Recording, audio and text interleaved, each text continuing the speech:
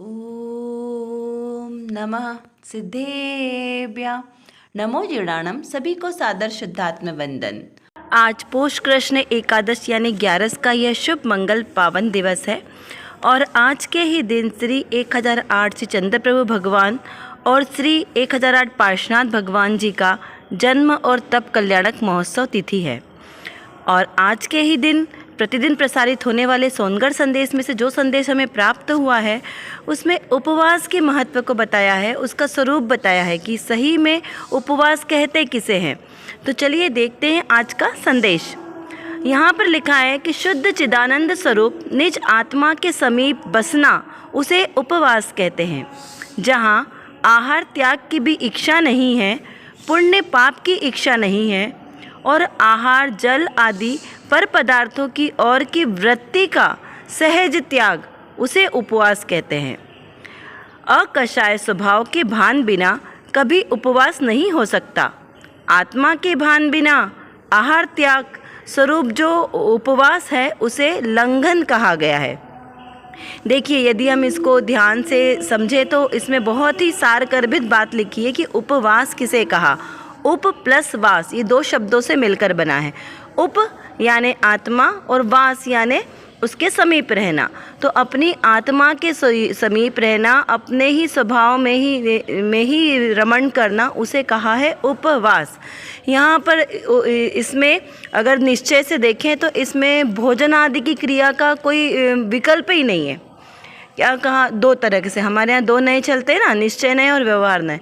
तो निश्चय नए से तो मेरे निज शुद्धात्मा के समीप रहना, उसमें रमण करना, उसमें लीनता करना उसे उपवास कहा है।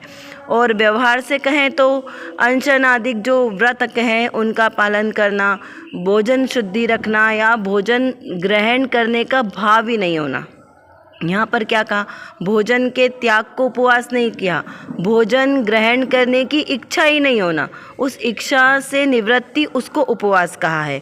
तो यहाँ पर ये बताना चाहते हैं कि जब हम अपनी आत्मा में इतनी तल्लीनता से लीन हो जाएं कि हमें भोजन का विकल्प ही नहीं आए, वो जो सहज आपका भोजन के प्रति का राग छूटा ना, उसे उपवास कहा। तो ऐसा हम लौकिक में भी देखते ना, कब होता है जब कोई बच्चा टीवी देखता है, उसका फेवरेट गेम देखता है, तो उसे कुछ ख्याल आता है क्या कि उसे पानी पीना है या भोजन करना है, नहीं आता ना। तो उसका क्या होता है, सहज ही छूट जाता है। किसी को छुड़वाना नहीं पड़ता कि आज तुम्हारा उपवास है तो तुम कुछ खाना नहीं है, सहज त्याग हो जाता है।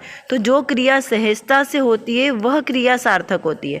यदि ज़बरदस्ती कोई नियम लेके आप उस पर लोड लेके बंधन लेके करें तो वो क्रिया सहज क्रिया नहीं होती, ठीक है ना। ऐसे ही जैसे कई बार होता है ना कि बचपन में जब बच्चे ज़्यादा समझते नहीं है लेकिन फिर भी व्रत ले लेते हैं कि मोक्ष सप्तमी का व्रत करना है, नाग पंचमी का व्रत करना है, ऐसे बहुत सारे व्रत ले लेते हैं कि बचपन में ये व्रत करने चाहिए। समझते तो कुछ नहीं है और फिर क्या करते हैं, एक दिन पहले से व्रत का धारणा करते हैं और क्या सोचते हैं कि कल तो हमें कुछ भोजन नहीं करना है तो चलो आज ही सब कुछ खा लो। तो वो क्या करते हैं, शाम को या रात तक भी, कुछ लोग तो रात तक भी खाते हैं। और जिस दिन उपवास रहता है उस दिन सारा दिन क्या करते हैं कि आज स्कूल जाने की भी छुट्टी हो गई, कुछ नहीं करना है तो सारा दिन टीवी देखो, मस्ती करो, खेलो। तो इस तरह से उपवास नहीं होता। यदि आपने उपवास की धारणा की है तो इसका मतलब है कि वो पूरे 24 घंटे का समय आपको अपने धर्म ध्यान में अपनी आत्मा को जानने में लगाना है, तभी तो वो उपवास सार्थक होगा, अन्यथा सार्थक नहीं होगा। ऐसे ही यहाँ कहा कि शुद्ध चिदानंद निज आत्मा के समीप रहना, उसमें बसना उसे ही उपवास कहा। निशुद्धात्मा कौन, मेरा ही आत्मा। फिर कहा जहाँ आहार आदि की इच्छा भी नहीं हो, है ना। इच्छा यहाँ पर मेन क्या लेना है, इच्छा की निवृत्ति होना, उसे उपवास कहा। पुण्य पाप की इच्छा नहीं और आहार जल आदि पर पदार्थों की ओर वृत्ति का त्याग सहज त्याग होता है ना, उसे उपवास कहा। और अनुपवास किसे बोलेंगे, तो अकषाय स्वभाव के भान के बिना। क्या बोला, अकषाय स्वभाव के भान बिना। अ लगाए ना, अ का मतलब होता है जिनागम में नहीं, तो अ यानी नहीं, तो अकषाय, कषाय से रहित। यदि आपको अपने निशुद्धात्मा का भान नहीं है तो वो आपका उपवास नहीं कहलाएगा। उपवास में कषाय नहीं होना चाहिए। अब कषाय कितनी है, 4 प्रकार की तो है, क्रोध मान माया लोभ और 9 कषाय। किसी भी प्रकार की कषाय नहीं होना, या आप ये मान लो कि मोह राग द्वेष, ये भी कषाय के ही भेद हैं। तो इस प्रकार जब आत्मा को अपने आत्मा का भान नहीं है और उसके बिना जो उसने आहार आदि का त्याग किया तो उसे क्या कहा? लंघन। लंघन यानी भूखे रहना। देखिए, भूखा दो व्यक्ति रहता है, एक तो भिखारी भी भूखा रहता है और एक जो उपवास रखता है वो भी भूखा रहता है। तो दोनों में क्या डिफरेंस है? देखो, दोनों के पास भोजन नहीं है, दोनों ने भोजन नहीं किया, लेकिन एक के पास सब कुछ है, भोजन की थाली लगी हुई है, भोज्य सामग्री सफिशिएंट है, लेकिन फिर भी उसको भोजन करने का भाव नहीं आया, इच्छा नहीं हुई है, तो उसकी इच्छाओं से निवृत्ति हो गई है, इसलिए उसका सहज त्याग हो गया है, तो वो उसका उपवास हुआ। और एक जो भिखारी है उसके पास तो भोजन की सामग्री नहीं है, तो उसके पास भोजन की सामग्री नहीं है इसलिए उसने भोजन नहीं किया, तो वो उसका क्या हुआ? लंघन। तो ये दोनों में बहुत बड़ा डिफरेंस है। तो हमें इससे क्या शिक्षा लेनी है? हमें ये विचार करना है कि व्रत आदि तो करना है, इससे हमें स्वच्छंदी नहीं होना है कि अरे हम आत्मा के समीप तो रह नहीं पाते तो हम उपवास क्यों अंगीकार करें। नहीं, हमें उपवास धारण भी करना है और निश्चय क्या करना है कि मुझे अपने ज़्यादा से ज़्यादा समय अपने निःशुद्ध आत्मा के पास रखना है, तभी तो मेरा उपवास होना सार्थक हुआ, वरना मेरा ये उपवास निरर्थक हो जाएगा। तो इस प्रकार हमें बुद्धिपूर्वक, क्या कहा? बुद्धिपूर्वक हमें जब हम व्रतादि ग्रहण करें तो उस समय अपनी मन की चंचलताओं को रोके, अपनी कषाय भावों को रोके और इस प्रकार प्रतिज्ञा पूर्वक उपवास की धारणा करें। क्योंकि जो भी कार्य हम प्रतिज्ञा पूर्वक लेते हैं ना, तब उसमें हमें सजगता होती है कि हाँ, हमें आज हमने प्रतिज्ञा ली है भगवान के सामने, तो हमें इस नियम को पालन करना है। और यदि हम ऐसे प्रतिज्ञा पूर्वक नहीं लेते ना, तो उसमें क्या होता है कि बहुत बार हमें प्रमाद हो जाता है। तो उस कारण से क्या होता है कि जो हमें नियम पालन करना होता है जिस तरीके से, वो हमारे पालन नहीं होते हैं। तो इस प्रकार आज का यह संदेश हमें यह प्रेरणा देता है कि हमें अपने निःशुद्ध आत्मा के समीप अधिक से अधिक समय रहना है, क्योंकि वही तो मेरा स्वरूप है ना। चलिए अब हम देखते हैं आज की रत्न कणिका में कौन सी विशेष बात आई है। आज की रत्न कणिका पूज्य बहनश्री बहन की तत्व चर्चा के आधार से ली गई है। यहाँ पर मुमुक्षु ने प्रश्न किया है कि निश्चय पूर्वक से गलत और व्यवहार से कहना, ये दोनों क्या है? कोई उदाहरण देकर कृपया समझाइए, ऐसा प्रश्न किया है। तो उसका समाधान करते हुए कहा कि वैसे तो जिस बर्तन में घी रखा है उसे घी का बर्तन कहा जाता है, लेकिन बर्तन तो मिट्टी का होता है, घी अलग होता है और बर्तन अलग होता है। कितने आह्लाद की पूर्वक यह बात कही है कि हाँ, क्या यह बात समझ में आती है या नहीं आती है? अब दृष्टांत से सिद्धांत को समझते हैं। जीव को रागी, द्वेषी, मोही, क्रोधी आदि से युक्त कहना या शरीर वाला कहना तथा यह शरीर सुख दुख राग और द्वेष के से युक्त वाला है, से युक्त है, से राग द्वेष सुख दुख से संयुक्त है, इस प्रकार उसे कहना, यह क्या हुआ? गलत कथन हुआ, यानी मिथ्या कथन हुआ।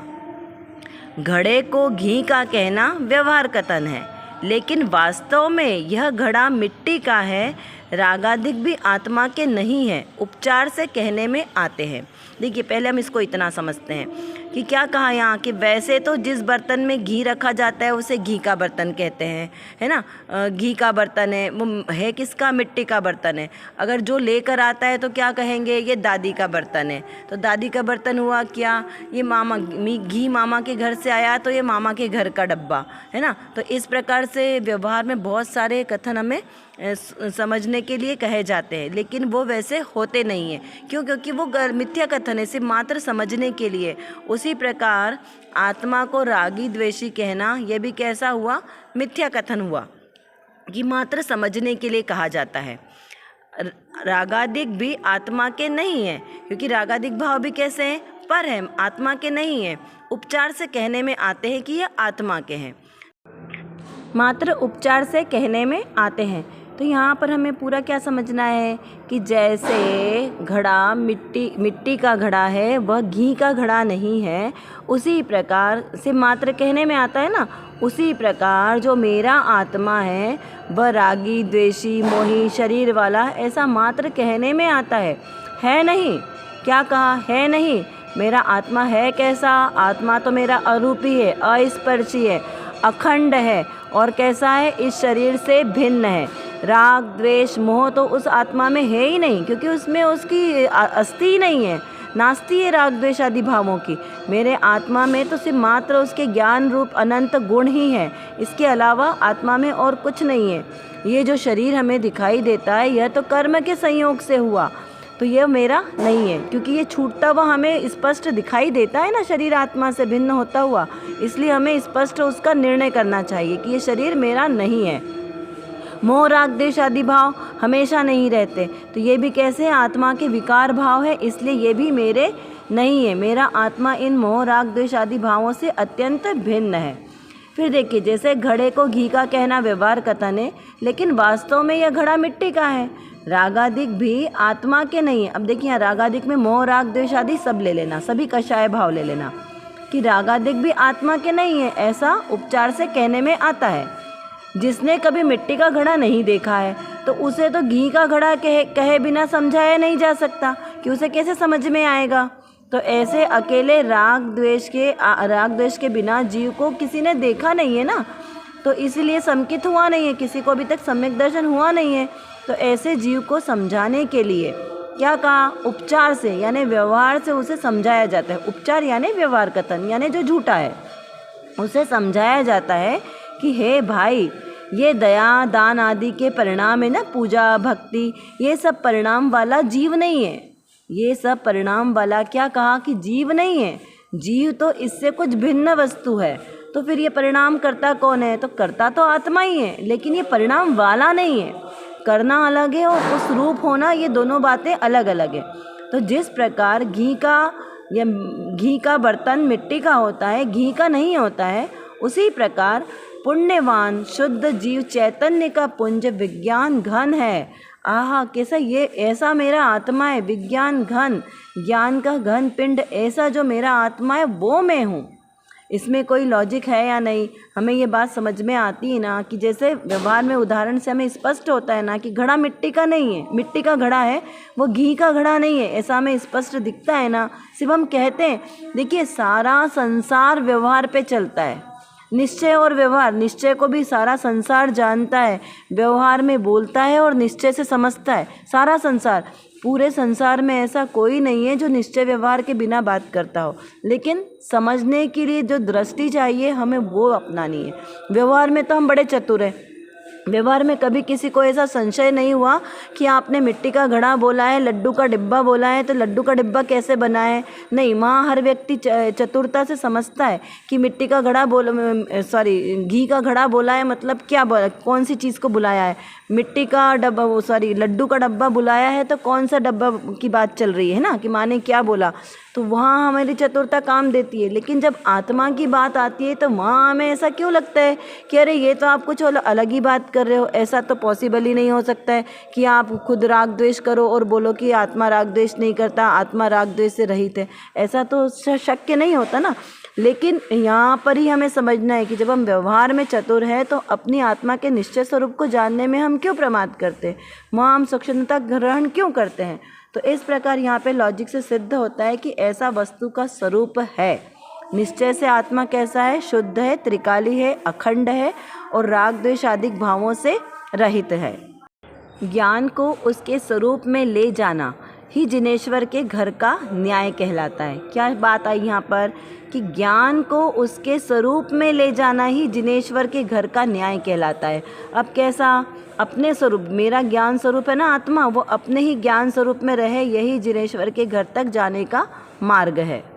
और इसी दृष्टांत से जो पुण्य और पाप दोनों को बंधन रूप जानकर, यानी शुभ और अशुभ भावों को छोड़ देते हैं और निशुद्धात्मा का अवलंबन लेते हैं, वही सही में ज्ञानी जीव हैं। देखिए, इतना स्पष्ट हुआ। अब हम कुछ प्रश्नों के माध्यम से इसका और चिंतन मनन करते हैं। जैसे उपवास किसे कहते हैं, उपवास और लंघन में क्या अंतर है और दोनों का फल क्या है। घड़ा मिट्टी का होता है या घी का, इसमें किस सिद्धांत को समझाया गया है। आत्मा को यानी जीव को राग वाला, शरीर वाला, द्वेष वाला देखना और मानना क्या सही है। जीव को राग द्वेष मोह से रहित निर्णय करने से क्या लाभ है और जीव को शरीर वाला मानने से क्या फल होगा। इस प्रकार हमें इन विषयों पर चिंतन करना चाहिए।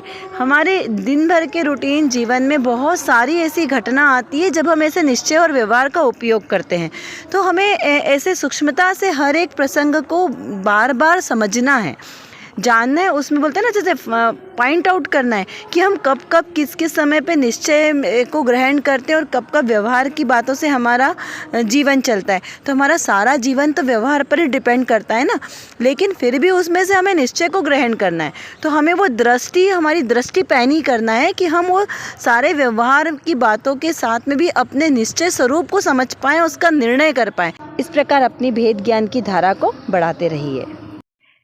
चलिए, आज की कक्षा का समय हमारा पूर्ण होने को आया है। आशा करती हूँ आपको यह सब अच्छी तरीके से समझ में आ गया होगा। यदि कुछ नहीं समझ में आया हो तो आप ज़रूर हमसे कमेंट बॉक्स में लिखकर पूछ सकते हैं। और जो विषय आज हमारे सामने हुआ, इसको बारंबार चिंतन करते रहें, जिससे हमारी दृढ़ता मजबूत हो। और इसी प्रकार सम्यक श्रद्धा के साथ जो भी हम क्रिया करेंगे वही हमारे लिए कार्यकारी होगी। अतः सम्यक दर्शन, सम्यक ज्ञान और सम्यक चारित्र के साथ हम भी अपने ऐसे रत्नत्रय को प्रकट करें, सच्चा श्रद्धान करें। इसी पवित्र शुभ भावनाओं के साथ आप सभी को सादर जय जिनेंद्र।